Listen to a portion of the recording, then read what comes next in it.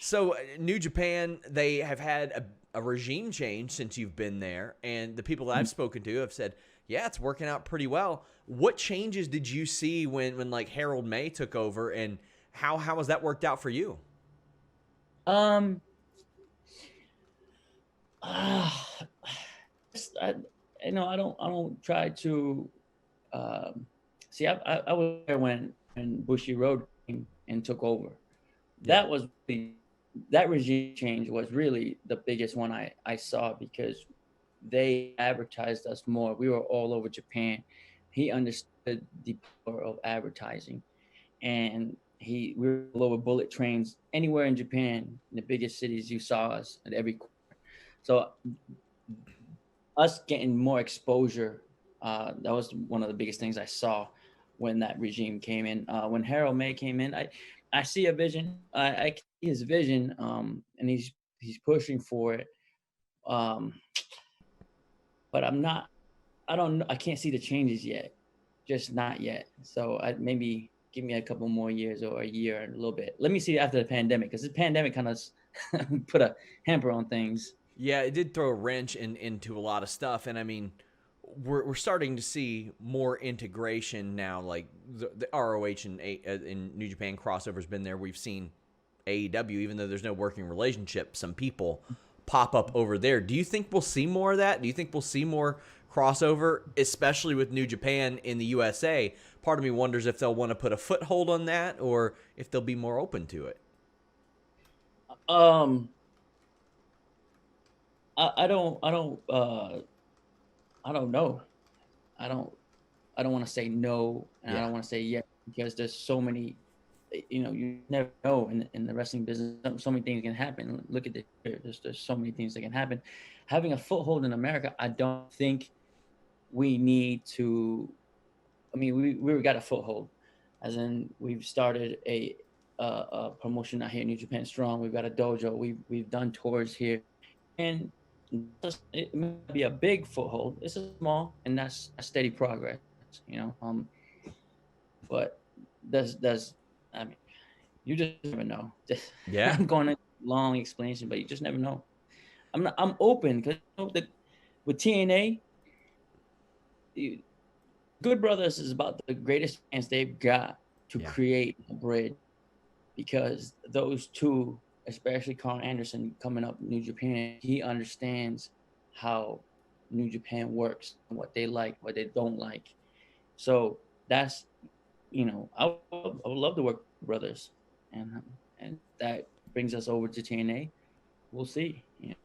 Yeah, I was very surprised when Anthem took over Impact and they were like, well, Women of Wrestling, New Japan, gone. I was like, man, you all have so much good wrestling content. It's Mhm. probably very cost effective because it's already produced. Somebody else Yeah. produces it. Yeah. That was a little surprising to me, and I was like, man, I when I saw Gallows and Anderson pop in, I was like, well, that's your chance to bridge that gap that you probably just burned in the past. But Yeah. I spoke to Davey Boy Smith last year, Davey Boy Smith Jr., and he was like, yeah, I asked them if I could work Impact Wrestling, and they're like, no, Jeff Jarrett screwed us over. And it's like, man, Jeff Jarrett's, he's long gone. He's been gone for 10 years. Yeah. Well, but yes, but Jeff Jarrett was just with us about 5 years ago. Yeah, Yeah, so that he may have been he was trying to global for wrestling, so I'm just trying to like patch that. But yeah, he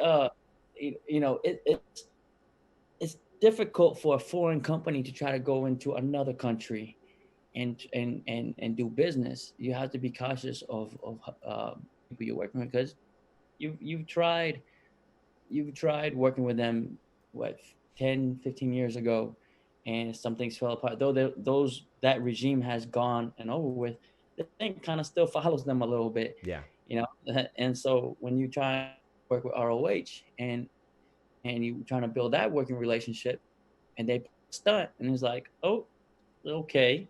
So everybody's being very cautious now. AEW, AEW is run by guys that New Japan built. So Yeah. that